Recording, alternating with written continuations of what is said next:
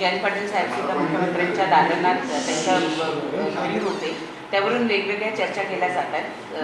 आपली काय प्रतिक्रिया, कारण काल त्यावरून बऱ्याच उलटसुलट चर्चा सुरू झाल्या. या सगळ्या उलटसुलट चर्चा ज्या आहेत त्या पूर्णपणाच्या तथ्यहीन आणि निराधार आहेत. जयंतरावांची आणि आमची तिथे भेटी झाली नाही. जयंतरावांनी त्या संदर्भातला खुलासा केला की त्यांनी माननीय मुख्यमंत्री महोदयांची वेळ कुठल्या कारणासाठी मागितली होती. मीच आपल्या वाहिन्यांच्या मार्फत त्यांचा खुलासा काल ऐकला की त्यांच्या विधानसभा मतदारसंघातील नगरपालिकेच्या नगराध्यक्षांच्या डिस्क्वालिफिकेशनच्या बद्दलचा काहीतरी मुद्दा होता, असं त्यांनी काल खुलासा केला. जयंतरावसुद्धा 90पासून राज्याच्या राजकारणात आहेत, आमदार आहेत, मंत्री राहिले दीर्घकाळ. त्याच्यामुळे त्यांनी त्याच्याबद्दलची स्पष्ट भूमिका मांडली. बाकी मी आणि प्रफुल्लभाई आम्ही होतो, आमचे काही वेगळे विषय होते, त्या विषयावरती आमची चर्चा झाली. त्याच्यानंतर पण प्रफुल्लभाईंना जायचं होतं परदेशामध्ये, त्याप्रमाणे ते गेले.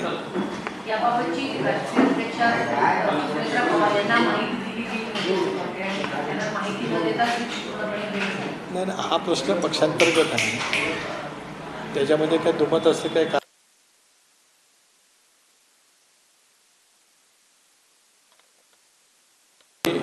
बहिणींच्या माहितीकरता सांगणं आवश्यक आहे, ते नियमितपणाने आम्ही सांगत असतो. आमचा संवाद ट्युनिंग अतिशय उत्तम आहे. ज्या पद्धतीने दादांच्या जवळ माझं नातं गेले 35 वर्षाचं दूर राहिलं, ट्युनिंग अतिशय उत्तम पद्धतीने होतं. सर्वच गोष्टी आम्ही परस्परांच्या जो बोलत होतो अशातला काय भाग नव्हता. पण मी काय करतो आहे, मला काय वाटतं आहे, हे सहजगत्या दादांना समजत होतं. दादांच्या मनामध्ये काय, मला काय करायचं आहे, हे मलाही त्यावेळेला कळत होतं. त्याच पद्धतीचं ट्युनिंग बहिणींच्या आणि माझ्यात आहे. त्यामुळे कुठलाही गैरसमज कोणाच्याही मनामध्ये आमच्याचं काही कारण नाही, उद्भवतच नाही.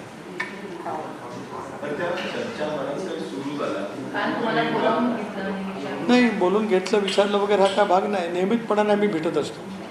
बोलून घेणं आणि विचारणं हा काय भाग नाही आमच्यात. We are having very good tuning. आम्ही परस्परांच्या संपर्कात नियमितपणाने असतो. काय बोलून घेतलं विचारलं गेलं असं नाही. आम्ही सगळे वरिष्ठ सहकारी त्या ठिकाणी बदलतो. अनेक बाबींच्यावरती चर्चा होती. 2 दिवस पूर्वी सोमवारीसुद्धा आम्ही भेटणार होतो, परंतु बहिणी त्याला बारामतीला गेल्या. बारामतीवरून सुद्धा त्यांचं माझं बोलणं झालेलं होतं. त्याच्यानंतर दुसऱ्या दिवशी मंत्रिमंडळाची बैठक होती. मंत्रिमंडळाच्या बैठकीला आल्या त्यावेळेला सुद्धा त्यांचा माझा फोन झाला होता, संपर्क झाला होता. त्यामुळे तशा पद्धतीचं काही असल्याचं काही कारण नाही. तुम्ही जी भेट घेतली सीएम यांची, याची पूर्वकल्पना सुरेंद्र पवारांना होती असं तुमचं दावा आहे? बघा, मी खासदारी आहे. माझ्या लोकसभा मतदारसंघात अनेक विकासाची कामं असतात. मुख्यमंत्र्यांची प्रत्येक वेळची भेट ही काय राजकीय भेट अशातला काय भाग नाही. माझ्या लोकसभा मतदारसंघातली काय कामं आहेत, माझी दिल्लीच्या स्तरावरती काय प्रस्ताव राज्य सरकारकडनं पाठवायचे आहेत. अशा वेळेला प्रत्येक गोष्ट ज्ञात असणं करणं अभिप्रेतच नाही आहे. ज्या वेळेला राजकीय विषय पक्षाशी निगडीत येईल त्यावेळेला परस्परांच्या जो चर्चा करूनच आम्ही भेटत असतो. उदाहरणार्थ काही वेळेला काही बाबींच्या होतीमध्ये राजकीय कारणासाठी मला मुख्यमंत्र्यांना भेटायचं असेल तर त्याची माहिती बहिणींना असते. ज्यावेळेला माझ्या लोकसभा मतदारसंघातील काही कामाचा विषय असेल त्यावेळेला असणं अभिप्रेत आहे नाही, काही कारण नाही. त्याच्यानंतर आम्ही ज्यावेळेला भेटत असतो त्यावेळेला भेटीमागचा तपशील जो आवश्यक असतो तो माझ्याकडनं सांगितला जात असतो. पण मी पण दीर्घकाळ राजकारणात आहे, मलाही राजशिष्टाचार माहिती आहे. पवार साहेबांनी तर आम्हाला सर्वांनाच राजशिष्टाचार उत्तम शिकवलेला आहे. त्यामुळे संवाद कसा परस्परांची असावा त्या आमच्या राष्ट्रीय नेते आहेत, राष्ट्रीय अध्यक्ष आहेत, मी प्रदेशाध्यक्ष आहे. दीर्घकाळ वेगवेगळ्या पदांवरती मी काम केलेलं आहे. त्यामुळे एकमेकाचा सन्मान, ट्युनिंग, पक्ष मजबूतीने पुढे उभं करणं या बाबतीमध्ये आम्ही एकमताने काम करत असतो. आता नवीन शोध तुम्ही लावला आहे असं हा पण विषय तुम्ही अविश्वास हा शब्द सुद्धा तुमच्याकडनं मी पहिल्यांदा ऐकतोय. मी कधी ऐकलेलं नाही आमच्या पक्षात अविश्वास हा विषय. आपल्याला काय कुठलं सूत्राकडनं माहिती असेल तर ते सूत्र मला कळू द्या, म्हणजे हो मलाही कळेल, माझ्या ज्ञानात भर पडेल. अविश्वास म्हणजे काय, असंवाद म्हणजे काय, म्हणजे मला सुद्धा त्या बाबतीची माहिती होईल. विधेयक आणलं जाते तुमच्या पार्टीचं तर समर्थन आता इंडियाच्या आणायचं उद्या बैठक सुद्धा आहे तुमच्या पार्टी केली. पण शरद पवार राष्ट्रवादी काँग्रेस याला समर्थन देत आहे. तुमच्या राजकीय साधारणतः चर्चा झाल्या आहेत का?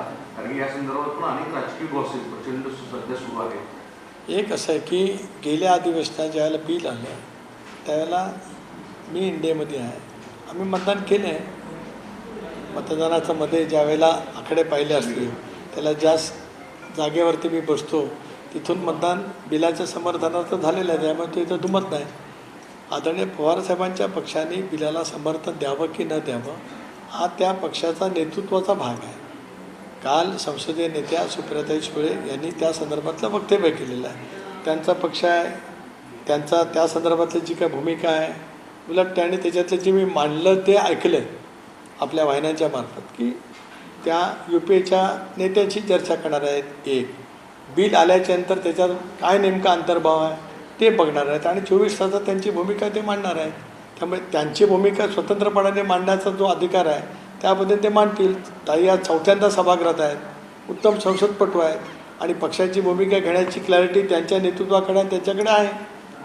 मग या सगळ्या गोष्टीच्या अनुषंगाने परत प्रश्न उपस्थित राहतात की कारण बिटवीन द लाईन ते काल सांगत होते की कन्सिडरिंग आम्ही करू 50% जर त्या बिलमध्ये असेल संदर्भातला जागांचा लोकसंख्येने हे असेल तर अशा परिस्थितीमध्ये परत एकदा चर्चा सुरू होती की राष्ट्रवादी काँग्रेस म्हणजे शरद पवार राष्ट्रवादी काँग्रेस की तुमच्यासोबत येईल किंवा इंडियाला सपोर्ट करेल. तर याबाबतची तुमचं स्टँड काय आहे? नाही, याबाबत काही चर्चाच नाही. बिलाला समर्थन करणं म्हणजे इंडियामध्ये येणं असं होत नाही. अनेक बिलं एकमताने पास होतात आत्ताही सभागृहामध्ये. याचा अर्थ UPA काय इंडियामध्ये विलीन झाली का? तर नाही. काही बिलं ज्यावेळेला देशाच्या व्यापक हिताच्या दृष्टीतून महत्त्वाची असतात ती बिलं एकमताने पास होतात. 14 सालापासून मोदी साहेबांच्या नेतृत्वाखाली देशामध्ये सरकार आल्यापासून बरीपैकी बिलं ही एकमताने पास झालेत. काही बिलांच्या बाबतीमध्ये संयुक्त चिकित्सा समितीकडे जात असतं, जॉईंट सिलेक्ट कमिटीकडे जात असतं, त्याच्यातही सर्व पक्ष असतात आणि जॉईंट सिलेक्ट कमिटीकडून एकमताने आलेली बिलंसुद्धा एकमताने पास होतात. त्याच्यामुळे बिलाला समर्थन आणि मग इंडियामध्ये सहभाग या दोन बाबी भिन्न आहेत. एक दुसरा पण प्रश्न विचारलात की त्यांचा दुसरी राजकीय भूमिका काय, तर ती एकदा ते नेतृत्व इतकं सक्षम असल्यामुळे त्याची स्पष्टता त्यांच्याकडनं मिळेल. स्पष्टता मिळाल्यानंतरच तुमची त्याच्यावरची भूमिका आहे. स्वाभाविकच आहे. एक कसं आहे की वारंवार स्वर्गीय दादा असतानाच विलिनीकरणाच्या चर्चा झाल्या. विलिनीकरणाच्या चर्चेचा अंतिम टप्प्यापर्यंत त्या पोचल्या. मी अनेक वेळेला म्हटलं मला माहिती होतं, पण दुर्दैवाने दादांचं निधन झाल्याच्यानंतर विलिनीकरणाच्या चर्चेला पूर्णपणाने विराम मिळाला. काही दिवसापूर्वीच साहेबांच्या पक्षाची राज्यपातळीवरची बैठक झाली. त्यावेळेला कार्याध्यक्ष म्हणून सुप्रियाताई असतील, पक्षाध्यक्ष म्हणून शशिकांत शिंदे असतील, त्यांनी स्पष्टपणे सांगितले की आता विलिनीकरणाच्या चर्चेला पूर्ण विराम आहे. ही भूमिका स्पष्टपणे त्या ठिकाणी मांडली गेली. त्यामुळे नव्याने काही ती चर्चा कुठे सुरू झालेली नाही. सुरू झालीच तर मग तो विषय, पण आज तरी कुठं सुरू झाल्याचं चित्र नाही. नारा असेल का की जे त्यांचा जरी सरकारमध्ये येण्याचा प्रयत्न असेल किंवा तुमच्या मार्फत येण्याचा प्रयत्न असेल, अर्थात एकत्रित राष्ट्रवादी, तुमचं स्टँड काय असणार? एकला चलोरेचा जी भूमिका अजून कुठे सुरुवातच नाही झाली तर त्याच्याबद्दल प्रतिक्रिया देण्याचं काही कारणच नाही ना. ज्या गोष्टीची सुरुवातच काय झालेली नसेल तर त्याच्यात काय प्रतिक्रिया देणार? ती मी मगाशीच यांच्या प्रश्नाला उत्तर देताना सांगितलं की तशी सुरुवात झाली तर मग चर्चा करणं आवश्यक राहील ना. तशी काही सुरुवातच नसेल तर काय? पूर्णविराम कोणी दिला आहे तर एक पूर्णविराम कोणी दिला आहे तर तिकडून दिला आहे. आम्ही तर काय सुरुवातच कधीच केली नव्हती. कारण दादा असताना दादाच आमचे राष्ट्रीय नेते, जो दादांनी निर्णय घेतला असता त्या निर्णयाचं पूर्णपणाचं समर्थन आम्ही सर्वांनीच मोकळेपणाने एकमताने निश्चितपणाने त्या ठिकाणी केलं असतं. आता बहिणी आमच्या अध्यक्ष आहेत एक भाग, तशी ज्यावेळेला चर्चा येईल त्यावेळेला मग माझं मत मांडीन ना. जी चर्चाच नाही त्याच्याबद्दल आज मत मांडून घाई कशाला करू? मला 40 वर्षाच्या प्रदीर्घ अनुभवाच्यामुळे कधी काय घाई करावी, कधी काय मतप्रदर्शित करावं तेवढं तर नक्की कळतं ना. ज्या वेळेला चर्चेचा सूर कुठेतरी निघेल त्यावेळेला माझं मत काय, आज माझं मत काय ते माझ्या मनात नक्की आहे. मला आज सांगण्याचं काही कारण नाही. समजा ते नसेलच तर सांगून काय करू? तुम्ही म्हणाला की चर्चा या त्यांच्याकडून थांबवलेल्या आहेत. तुम्ही म्हणाला की चर्चा या त्यांच्याकडून थांबवल्या गेलेल्या आहेत. त्यांच्याकडून जर प्रस्ताव आला तर तुम्ही कुठेतरी या सगळ्या अनुषंगाने अनुकूल असाल का? मी तेच म्हटलं, येणारच आहे की नाही प्रस्ताव याचीच माहिती नाही तर मी अनुकूल आणि प्रतिकूलचा विषय काय येतो. सभागृहामध्ये ज्याला मतदान होतं अनुकूल आहे का अनुकूल त्याने हात वर करा, प्रतिकूल आहे का त्यांनी प्रतिकूल हात वर करावं असं सभागृहात होतं. तसं काही नाही आहे इथे. मधल्या काळात इथे इथे एकेकाळी आम्ही सर्वांनी एकत्रित काम केलं आहे. एक दादांच्या नेतृत्वाखाली आम्ही स्वच्छपणाची भूमिका घेतली की बहुजन समाजाचा व्यापक हित साधत असेल तर चव्हाण साहेबांनी जो विचार दिला तर त्याच्या अनुषंगाने आम्ही NDAमध्ये सहभागी झालो. महाराष्ट्रातल्या जनतेने त्याचं स्वागत केलं. आता मुद्दा आला विलिनीकरणाचा, तो दादा असताना चर्चा झाली, मी त्याच्याबद्दल होही म्हटलं. पण दादांच्या दुर्दैवी निधनाच्या नंतर तिथे इक्वेशनच सगळी बदलली. मधल्या काळामध्ये तुम्ही काय काल चर्चा सुरू आहे? भेटला परवा, त्यावेळेस प्रफुल्ल पटेलसोबत ते जयंत पाटील आले होते. अर्थ खाता अद्यापही तुमच्याकडे नाहीये, त्यामुळे त्या सगळ्या संदर्भात हे बघा, पुन्हा मी सांगतो, जयंत पाटलांची आमची तिथे भेट झाली नाही. त्यामुळे जयंत पाटील आले, आम्ही दोघे गेलो आणि अर्थ खात्याची चर्चा झाली. हे कुठलं तर्क मला काय कळलंच नाही. जयंत पाटलांचा काय संबंध? एक मिनिट, जयंतरावचा काय संबंध? जयंतरावनी त्यांची भेट कशा कारणासाठी झाली स्पष्ट सांगितलं. जयंतराव सुद्धा वरिष्ठ नेते आहे, ते सुद्धा एकत्रित राष्ट्रवादी काँग्रेस पक्षाचे दीर्घकाळ अध्यक्ष राहिले. राज्याचा अर्थमंत्री त्यांनी दीर्घकाळ मांडलेला आहे. अनुभवी नेते आहेत, एक स्वयंभू नेते आहेत.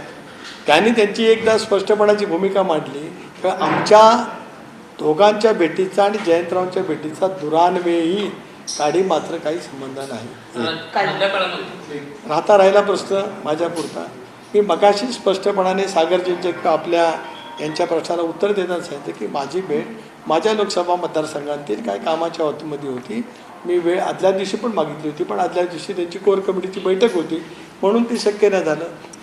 प्रफुल्लबाईंनी त्यांच्याकडचे काय मुद्दे होते त्याच्यावरती वेळ मागितली होती. ते योगायोगाने प्रफुल्लबाई का आले तर त्यांना मध्यरात्री ते बाहेर जाणार होते म्हणून ते आले. परवाच्या दिवशी 2 दिवसांपूर्वी जो नोटिशीचा मुद्दा आला होता त्याच्या संदर्भामध्ये काही चर्चा झाली की त्या नोटिसला उत्तर देण्याचं किंवा न देण्याचं काही ठरलंय? 2 दिवसांपूर्वी काल आम्ही जरूर त्या विषयावरती चर्चा झाली. आता रविवारी मी पण दिल्लीत असेल, पार्थ पवार पण दिल्लीत असेल कारण अधिवेशन सुरू होतं आहे. प्रफुल्लबाई पण दिल्लीत असतील सोमवारपासून. त्यावेळेला या विषयावरती आम्ही दिल्लीमध्ये चर्चा करू. काल या विषयावरती कोर कमिटीमध्ये चर्चा झालेली आहे. मुख्यमंत्र्यांच्या बरोबरती एकत्रितपणाने वहिनींच्या नेतृत्वाखाली आम्ही भेटणार आहोत. अनेक बाबींच्या वरती मुख्यमंत्र्यांच्या जो आम्हाला चर्चा करायची आहे त्या अनेक विषयांच्यामध्ये अनेक बाबींमध्ये अर्थ विभाग हा सुद्धा त्याच्यामध्ये आहे. मधल्या काळामध्ये NDA सोबत राष्ट्रवादी काँग्रेस शरदचंद्र पवार अशा राजकीय वर्तुळात जोरदार चर्चा सुरू झाल्या आणि त्याच्यावर मुख्यमंत्र्यांनी एक महत्त्वाचं स्टेटमेंट केलं की नवा पक्ष आम्ही सोबत घेणार नाही, आमच्यासोबत जे आहेत त्यांना सोडणार नाही आणि शरद पवारांची राष्ट्रवादी सोडणार नाही. एकंदरीतच काय त्यांना कुठेतरी एक सुतोवाच होते की राष्ट्रवादी काँग्रेस पक्षासोबत त्यांना आलं पाहिजे अशी राजकीय वर्तुळात चर्चा आहे. जर असं होत असेल तर आपला त्याला पुढाकार देणं गरजेचं आहे. मुख्यमंत्री भारतीय जनता पक्षाचे राज्याचे एक प्रमुख नेते देशपातळीवरचे आहे. त्याने जी भूमिका स्पष्ट केली ती NDAच्या वतीने भारतीय जनता पक्षाची म्हणूनच स्पष्ट त्या ठिकाणी केलेली आहे. मी अनेक वार आपल्याजवळ संवाद करताना बोललो की NDA म्हणजे काय तर भाजपच्या नेतृत्वाखाली समविचारी किंवा NDAमध्ये सहभागी झालेले पक्ष म्हणजे NDA. UPA म्हणजे काय तर काँग्रेस प्रणित आघाडी. त्याच्यामुळे जी भूमिका मुख्यमंत्र्यांनी मांडली ती भारतीय जनता पक्षाची स्वाभाविकपणाने NDAचं प्रमुखत्व ज्या पक्षाकडे आहे त्यांनी मांडली की आता NDAमध्ये नवीन पक्ष नाही. त्याच्यामुळे ती भूमिका त्यांनी त्या ठिकाणी स्पष्ट मांडली. आता त्यांनी ती मांडल्याच्या नंतर मग इतर देशामध्ये किंवा राज्यामध्ये इतर जे काही पक्ष असतील त्यांची भूमिका त्याच्याबद्दलची काय ते सांगू शकतील.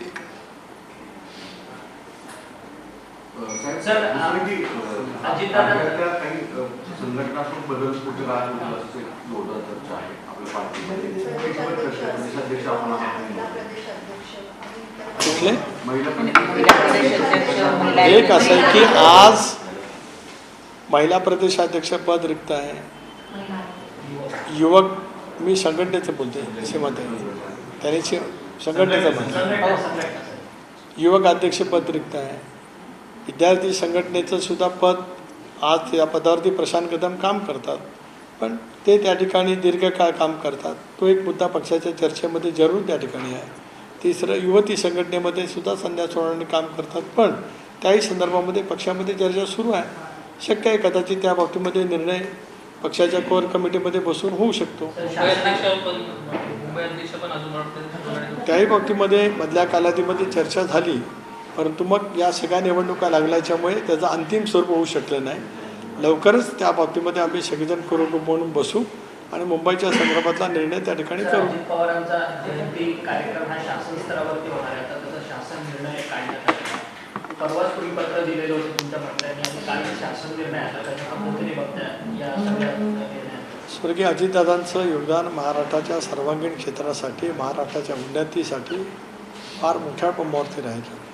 मी राज्याचे मुख्यमंत्री देवेंद्रजी फडणवीस, मुख्यमंत्री एकनाथराव शिंदे, वहिनी संबंधित आहेत, पण वहिनी आमच्या उपमुख्यमंत्री आहेत आणि साऱ्या मंत्रिमंडळाचे अतिशय मनापासून प्रदेश राष्ट्रवादी काँग्रेस पक्षाचा अध्यक्ष म्हणून आणि दादांचा अनेक वर्षाचा एक निकटचा सहकार्य म्हणून ऋण व्यक्त करतो की दादांनी जे काम, जे योगदान महाराष्ट्राच्या प्रगतीसाठी दिले त्याचा आदर आज सरकारच्या माध्यमातून त्या ठिकाणी होतो आहे.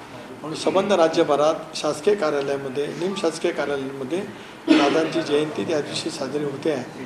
आम्हा सर्वांच्यासाठी तो क्लेशकारक, वेदनाकारी क्षण आहेच, पण आमच्या नेतृत्वाने केलेलं काम अभिमानास्पद आहे.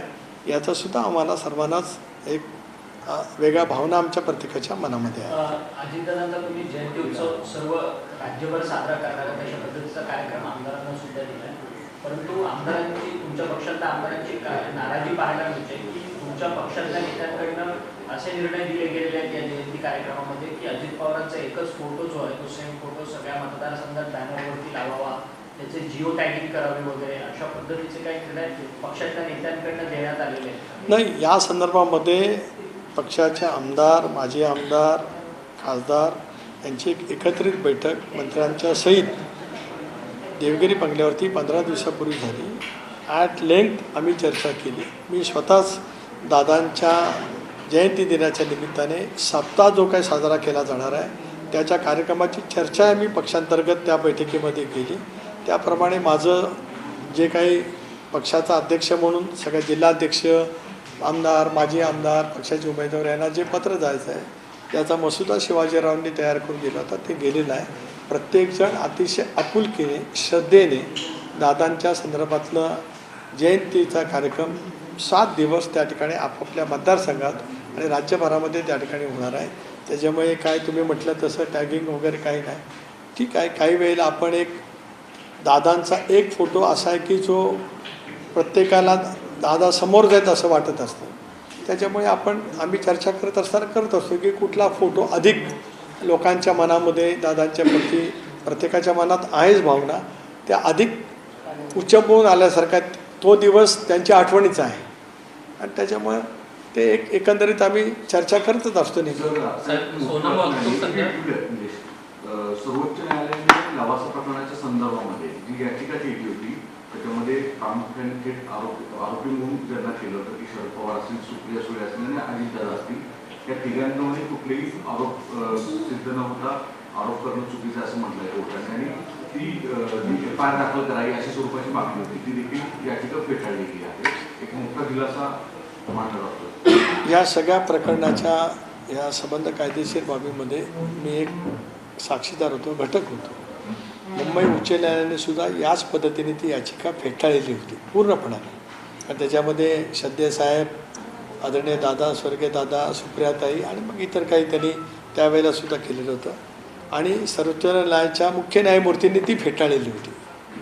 त्यानंतर ती सर्वोच्च न्यायालयामध्ये सुद्धा गेली. त्यातलं मेरिट हे शून्य होतं. केवळ द्वेषातूनच त्या पद्धतीची ती भूमिका घेतली गेली होती. पण या देशातील न्यायव्यवस्था किती मजबूत आहे हे आपल्याला त्या निमित्ताने पाहायला निश्चितपणाने मिळालेलं आहे. कारण लवासा आत्तापर्यंत संबंध राज्यात, देशामध्ये ज्या थंड हवेची ठिकाणे किंवा हिल स्टेशन आपण म्हणतो ही ब्रिटिशांनी शोध दिली होती. साहेबांच्या मनामध्ये त्यावेळेला जे होतं ते त्यांच्या पुस्तकामध्ये त्यांनी नमूद केले. साहेबांनी जी बाब केली ती त्यांना जन माझे सांगाती या पुस्तकात त्याने एक पॅरा लिहिलेला त्याच्यातून. ते मला असं वाटतं ते याचिकेमध्ये त्या पॅराचा उल्लेख पण याचिकाकर्त्यांनी केला होता. कारण मी अनेक वेळेला या चर्चेमध्ये असल्यामुळे मला त्याच्यातले ज्ञात आहे. तर ते आज बरं झालं की या देशातल्या सर्वांगीण प्रगतीचा विचार ज्या पद्धतीने साहेबांनी दादांनी केला त्याबद्दल काही वेगळ्या पद्धतीचे जे काही विचार न्यायालयामध्ये काढण्याचा प्रयत्न केला गेला त्याला पूर्ण विराम मिळाला. बंगल्यांसंदर्भात एक प्रश्न निर्माण होतो कारण की ज्या पद्धतीने आता सचिन अहिर आले त्याबरोबर उपसभापती असतील बनसोड साहेब बंगले मिळत नाहीयेत अशा पद्धतीची चर्चा सुरू तो काय भाग माझ्याशी नाही, माझा भाग संघटनेचा आहे. धन्यवाद धन्यवाद धन्यवाद. एबीपी माझा, उघडा डोळे बघा नीट.